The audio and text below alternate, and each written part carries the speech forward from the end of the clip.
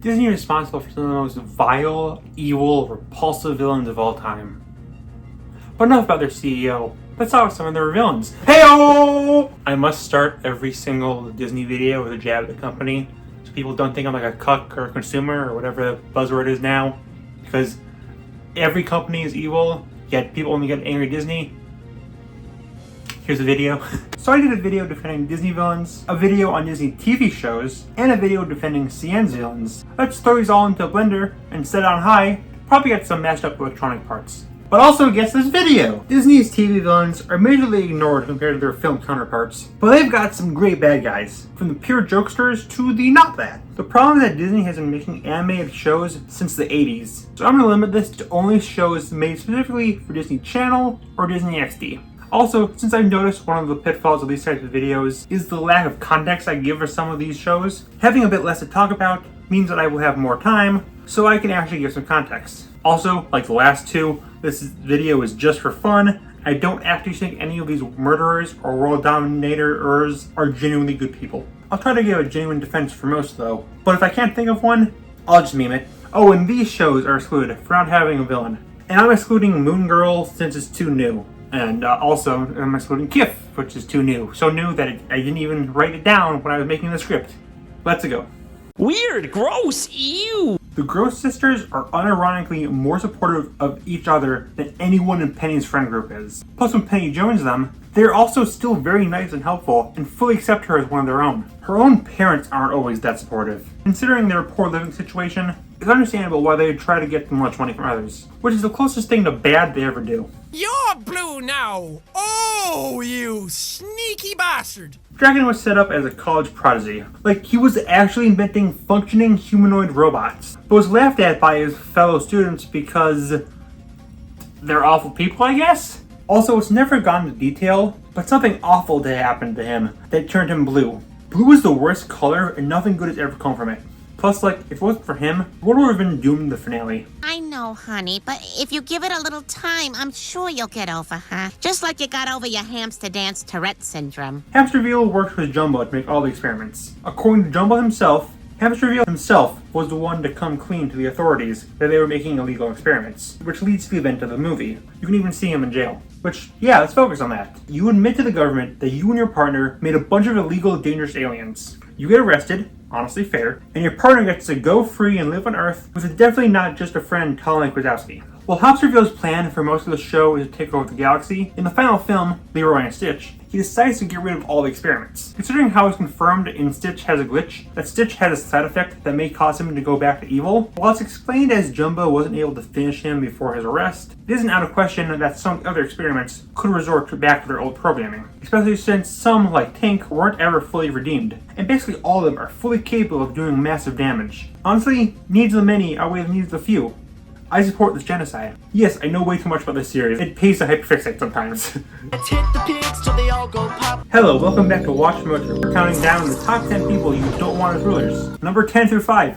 Insert whatever politician you hate here so you think I'm based. Number 4 through 1. Dave and his family, who will constantly put their own needs over the needs of their people. The Dark Lord Chuckles the Silly Piggy, though, for 1, has a very funny name, and 2, is actually a fairly decent ruler from what we've seen. Which isn't much since this show got treated unfairly, but it's the best we can do. Also, I love bacon. Hello. I saw you move in and I wanted to welcome you to the neighborhood with some homemade biscuits. Mr. Whiskers has caused a good 90% of the problems in the show due to his idiocy and general selfishness, and tends to attack its own friends for no reason. The other 10% is caused by Randy, whose ego and pride tends to cause her to do things like abuse her friends and nearly wish for Mr. Whiskers to never exist. Gaspar wants to eat Whiskers and kill Brandy. Doing so would definitely save the rainforest, which is in definite need of a hero. Also, as my uncle said before the police shot him several times, murder is always the answer.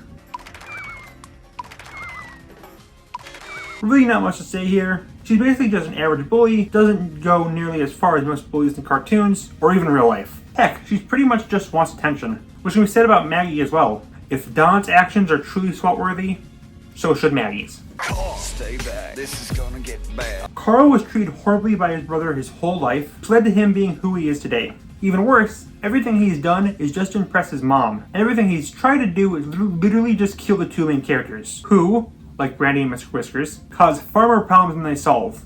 I love being purple! He's the one that's trying to kill Cusco. From our perspective, that's awful, because Cusco is hilarious. But from the perspective of the people who rules, probably a good idea, since he's egotistical and never uses his power to help his people at all, despite them literally begging him to. A new ruler is a good idea, and this one is voiced by Eartha Kitt, so like bonus. But this time she's at a school. I'm on the hunt, I'm after you. This was a definite hard one. Huntsman in the show is a genocidal monster who wishes to kill all mystical creatures. Not only that, he throws all the failures in his school to a kraken. But ignore everything I just said, as Huntsman was bullied when he was originally in the Hunt School, which justifies genocide. Don't take any of this video out of context, sweet cheese. Plus, it's highly likely that he had to suffer through the same harsh treatments when he was in Huntsman training, as he was likely kidnapped like they were too. Also, besides the dragons, there's 5 mythical creatures in this show who don't try to destroy humanity. So Need the May and all that. Get over here! Alright, I really don't have much to say about Dr. Scorpius, since he's literally the most generic cartoon villain of all time. Bro is literally made with Mad Libs. I mean, he's a fairly nice guy who's not doing evil, and even has a wife who he loves, but serious question. What does taking over the world entail? Do you run all the governments? Do we rename the planet after you? Are you the world's mom and you gotta solve all its problems? These are the questions some cowards refuse to ask. Pickle Dove! Pickle Dove! Alright, why is Doofenshmirtz on the right? Let me just go pull out the list of reasons why. That wasn't meant to happen. He's a great father. His own parents constantly abused him to the point where there's a video longer than the average Phineas and Ferb episode detailing all of his trauma. He's a great friend to Perry, despite being rivals. None of his schemes are really that evil, most are just harmless pranks. In earlier episodes, he tends to get punished unfairly despite doing nothing wrong. Even in episodes where he helps Perry, he tends to stab him in the back. Heck, bouncing out for that, he has clear standards and will always help when he needs to. And of course, in the end, he completely reforms and joins OWCA, on top of later joining Milo in his adventures and also inventing time travel. Y'all already knew Doof is pure, I don't gotta explain this. Nothing can replace Brad. Brad can be a jerk to his brother, but it's clear that he still loves him. Generally, whenever push comes to shove, he'll help kick out on whatever he needs. Plus, he barely counts as a villain. He barely does anything bad, even by Big Brother bully standards. The octopus of 1,000 tricks. Dragonpuss is just kind of your standard cartoon bully, but he's not that bad. He has a good friendship with a few of the fish. He's fairly honorable, as he does things like not take candy during Halloween. Honestly, I think he'll become a good enough guy after school. You're very persistent, Tron. I'm also better than you. Thanks to the series' short run, there's a lot of mystery with General Chesler. He seems to see Paige as more of a daughter than a minion, despite not being related. He tries to follow in the footsteps of Clue, who, while misguided, did genuinely want to make the world a better place. While somewhat misguided, Johnny Tessler does seem to have some good intentions. If you haven't actually watched the show, that is. My name is Michael Caine, and I'm in a kids' film with a screaming dawn, a dying baby frog, and Death himself taking me into hell. Caine is honestly pretty similar to Tessler. His defense is less dancing around the actual plot to defend a monster. He does genuinely care for his daughter. Everything that he doesn't do to be evil. He genuinely thinks he's in the right for getting rid of cards. Oh yeah, well I can keep going till you're all Tom-fuckered out. Oh boy, the one you've been waiting for. Not only is Bill arguably the most popular character here, besides maybe Doofenshmirtz, but he's unquestionably the most evil. Arguably the most evil, fully original Disney character. I could easily meme it here, but since Bill is my favorite villain of all time, I'll give him the respect he deserves.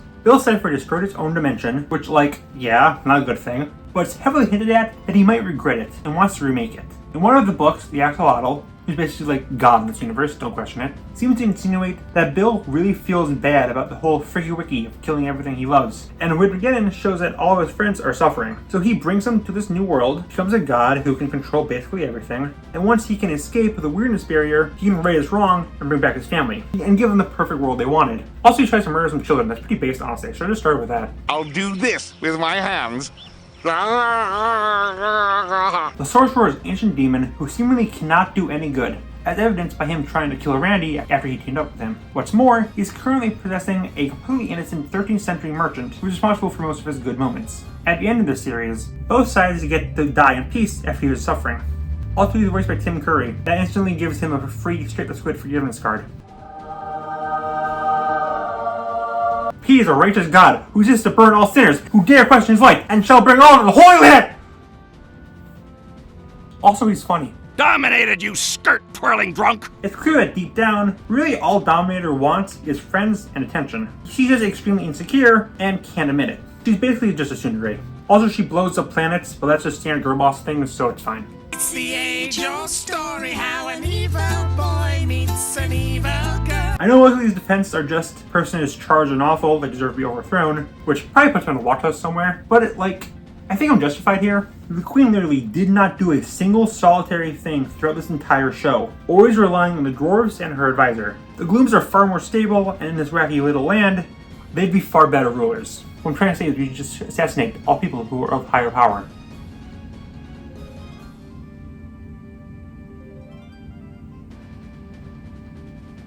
Oh my god, it's Alfred Molina! Ribbon is only a part-time villain. It's literally just a job for him. When he's off the clock, he's a pretty decent guy. He's an art teacher. That's fun. And of course he redeems himself in the final episode and goes on an adventure and all that fun stuff. I don't care what the show says. He and Larry are gay.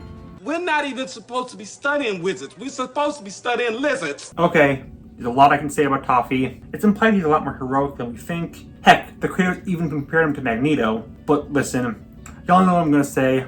What's Toffee's goal? Destroy all magic. What did Star do in the final episode? Destroy all magic to save the world. Every threat would have been neutralized, and we'd have pretty much the same end of the show if we just let Toffee win in his first appearance. How about that pistachio ice cream? Derek is the leader of a dying species. After his father was murdered, he had to pick up the pieces and ensure the survival of his species. Can you really blame a pistachio for trying to enslave humanity when he's just trying to ensure the safety of his race? I love these types of videos since they allow me to say the weirdest things. That's why this here old mountain goes prepare. So there's three characters I could talk about here, but Cassandra's defense is pretty obvious, and Varian did literally nothing wrong, so let's give myself a challenge with Zonteri. Zonteri is definitely not a good goat hentai demon, but her interactions with Cass have always seemed kind of off. To both her and Varian, she said the same thing. I'm a friend.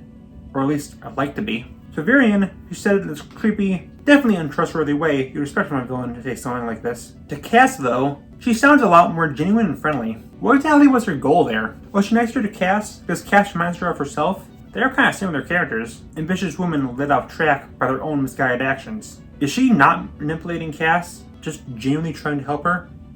Nope, lol. Food. Glorious food. We're anxious to try it. Bradford has a horrific, deeply tragic backstory. When he was a child, his grandmother took on adventures and joined him in Camp Scout missions. Because of this, he wants to destroy anything, everyone remotely related to adventuring, and recreate the world to follow his every whim. What a nice little vulture. That's a mistake. What's a mistake? Okay, yeah, this is easy. Obake literally cannot do anything good. After an experiment went wrong and literally blew up in his face, the resulting explosion literally left him unable to tell good from bad. He genuinely cannot control his actions. Upon realizing what he's done, he immediately shows remorse for what he's done, then basically commits suicide. Then something got dark. Here's my dog. There's really not much good about Chip. He was a decent enough guy at one point, but after he chips his tooth, yes, irony isn't lost on anyone, he throws it away to focus on his one-track goal of hating and trying to kill the Greens. So, what can I say here? Well, the only time I see people mention this show on Twitter is people saying how much they hate cricket, so I assume people would be down for the guy trying to murder him. Spelled devil, but it's pronounced devil. You see, Dalmatians killed her mom. Also, from what I can tell, Furkhart's were less controversial back then. If Cruella has nothing like Dalmatians themselves, she just thinks it looks so good. But this time, she's like actually freaking terrifying. Now you're gonna spend the rest of your life being a slimy little frog. Like, literally just watch the freaking show, my guy. I'm sorry, but you've thrown off the Emperor's groove. Oh, here's what I dreaded. Bellows is a genocidal madman, but there could, maybe, possibly, be something beneath his goop. I think the most obvious thing is his brother Caleb. For various reasons, he kills him, but like, come on. Who hasn't wanted to murder their sibling? He immediately revives him after realizing his mistake, which I can guarantee I wouldn't have done, and basically raises him as a son. And yeah, okay, that's really it. That's really all I can stress here. Bellows is awful. I can't do it. I'm sorry. I have my limits. Total daddy though.